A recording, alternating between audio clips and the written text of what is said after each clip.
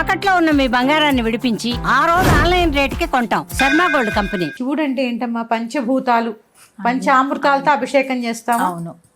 పంచభూతాలు అగ్ని, వాయువు, గాలి, నీరు, నిప్పు, భూమి, 5 కదా.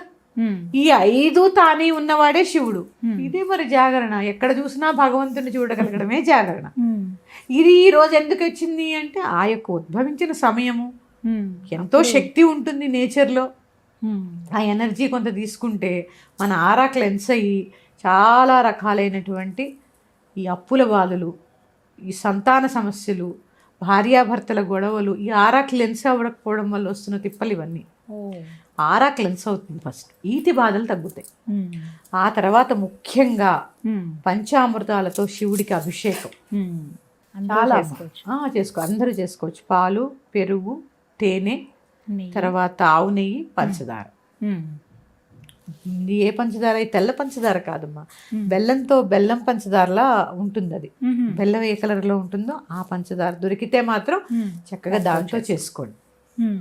పంచదార అంటే తెల్లది కాదు. ఆ పంచదారతో చక్కగా అభిషేకం.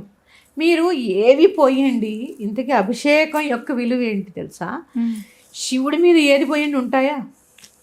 కిందకి జారిపోతాయి. ఏది వచ్చినా జీవితంలోకి శాశ్వతం కాదు. పాలు వస్తాయి, పాలు పెరుగే వస్తుంది, పెరుగు నెయ్యే వచ్చింది చూడండి. తర్వాత మధురం తేనె వచ్చింది, పంచదార తీపి వస్తుంది, ఇన్ని వచ్చాయి. మళ్ళీ ఆ తీపిలో ఒకరు కలిసింది. ఇన్ని ఉన్నా, ఇన్ని పోసినా ఇవేవి శాశ్వతం కాదు అని చెప్పడమే ఆ శివుడు గొప్పతనం. ఎందుకంటే చూడండి, అందరూ రకరకాలైనటువంటి ఆకారాలు కలిగి ఉంటారు. ఆయన ఏ ఆకారం? లింగాకృతిలో ఉంటాడు. ఏమీ ఉండదురా అబ్బాయి, ఇదే ఉండే చివరికి ఏమీ మిగలదు. ఏం మిగులుతుంది?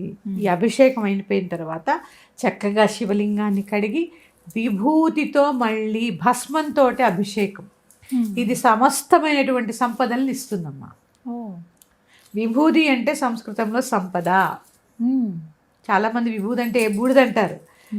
విభూతి అంటే సంపద. మీరు ఎక్కడైనా రీసెర్చ్ చేయండి. ఆ సంస్కృతంలో ఆ పదానికి అర్థం విభూతి అంటే రకరకాలైనటువంటి సంపదల్ని ఆయన దగ్గర ఉన్నాయి కాబట్టి ఇన్ని ఉన్నా నేను శ్మశానంలో బూడిదే రాసుకుంటున్నాను.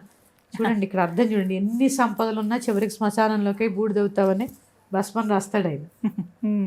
అన్నీ ఆయన దగ్గర ఉన్నాయి అంతే కదా, కానీ చివరికి మిగిలేదు ఇదేరా అని చెప్పడానికి అక్కడ ఉంటాడు. శ్మశనావాస దిగంబరేశ శంభో శంకర నటరాజ హరి బోల్ గణనధ ఉమాపతే శంభో శంకర పశుపతే. హరి బోల్ గణనధ ఉమాపతే శంభో శంకర పశుపతే. గంగాధారా గౌరీ మనోహర గిరిజాకాంతా సదాశివా. గంగాధారా గౌరీ మనోహర గిరిజాకాంతా సదాశివా. శ్మశనావాసా దిగంబరేశ శ్మశనావాసా దిగంబరేశ శంభో శంకర నటరాజ హరి బోల్ గణనధ ఉమాపతే శంభో శంకర పశుపతే. చూడండి ఎన్ని పేర్లు ఉన్నాయో కదా, అన్ని ఆయన పేర్లు. హరహరా అన్నాం అనుకోండి, ఎవరైనా ఉమాపతి. ఆ ఉమా శబ్దంలోనే ఓం అనండి ఒకసారి. ఓం తిరగేయండి. ఓం ఇంగ్లీష్లో చెప్పండి.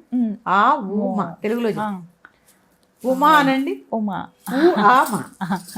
ఇద్దరు కలిసి ఉండేది. ఆ ఉమలోనే ఓం ఉంది, అందుకే ఉమాపతి. మళ్ళీ ఎవరు? గణనాథుడు అంటే వినాయకుడు కాదు, గణపతులకు అధిపతి శివుడు. చూడండి మళ్ళీ గంగాధార. చాలా మంది గంగా ఆయన నెత్తి మీద ఉంది, ఆయన భార్య అంటారు. కాదు, ఆ యొక్క ఆకాశ గంగని భూమి మీద తేవడానికి ఆయన నెత్తి మీద శిఖలో బంధించాడు. గంగాధార, గంగకు ఆధారం భూమి మీదకి తెచ్చినందుకు. మళ్ళీ ఎవరు? గౌరీ మనోహర. ఎన్ని పేర్లు చూడండి ఆయనవే, ఎంత మనోహరంగా ఉంది. అంత మనోహరంగా ఉన్నవాడు లింగంలో ఉంటాడు. ఇది శివుడి యొక్క గొప్పతనం.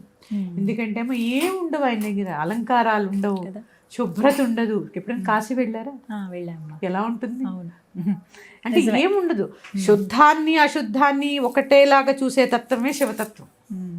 అంత గొప్పది శివతత్వం. దాన్ని విమర్శించే హక్కు ఎవ్వరికీ లేదు. ఎందుకంటే మన జన్మకి కారణం వాళ్ళే. తల్లి లేకుండా భూమి మీద ఎక్కడ పుట్టాను, తల్లిదండ్రులు లేకుండా.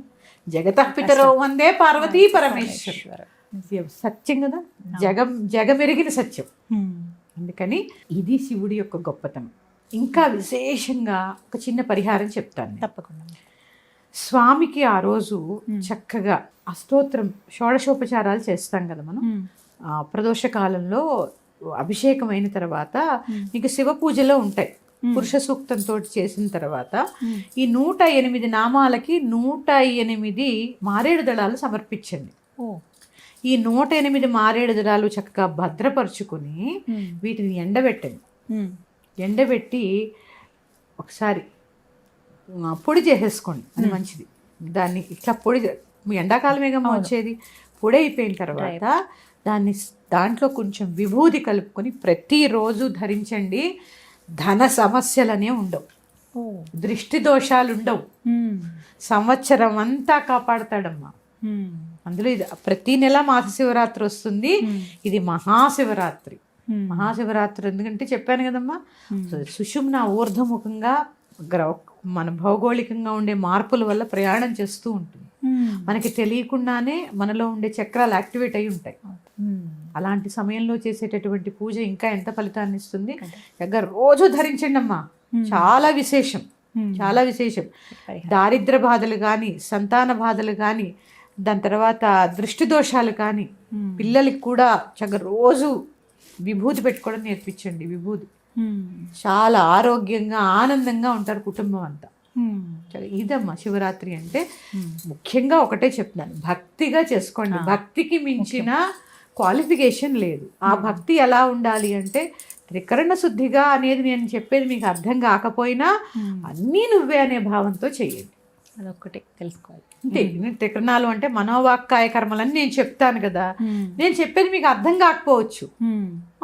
మనస్సు, వాక్కు, బుద్ధి అనేదో చెప్తాను, మీకు అర్థం కాకపోవచ్చు. కానీ ఇవేవి వద్దు, ఇవేవి మీరు వినద్దు. ఒక్కటే చెప్పండి, నాకు నువ్వు తప్ప వేరే శరణాగతి లేదు. అన్యథా శరణం నాస్తి త్వమేవ శరణం మమ తస్మాత్ కారుణ్య భావిన రక్ష రక్ష పరమేశ్వర. చాలు, కాపాడుతాడమ్మా, కాపాడుతాడు. ఎందుకంటే బిల్వం యొక్క ప్రత్యేకత ఏంటంటే శివుడికి ప్రీతి. బిల్వం లక్ష్మీ స్థానం. బిల్వ వృక్షం మీద లక్ష్మీ అమ్మవారు ఉంటుంది. ఆ యొక్క లక్ష్మీదేవికి శుక్రవారం రోజు బిల్వాలతో పూజ చేయడం కూడా విశేషం. అందుకని పైగా ఆదివారం వచ్చింది. మీకు తెలుసా అమ్మా, సూర్య భగవానుడు అంటే శివుడే. అందుకని చక్కగా ఇలా చిన్న చిన్నవి మన జీవితంలో చాలా మార్పులు తీసుకొస్తాయి. ఎందుకంటే భౌతికంగా కూడా మనకు చాలా అవసరం కదా, మోక్షంతో పాటు ఇప్పుడు బతకడం కూడా అవసరమే. అందుకని ఇలాంటి చిన్న చిన్నవి పాటించండి అమ్మా, చాలా మార్పు తీసుకుని వస్తాయి మన జీవితంలో. మరి యొక్క అంశంతో మీ ముందుకు వస్తాను. శ్రీమాత్రే నమః. స్వస్తి. శ్రీమాత్రే నమః.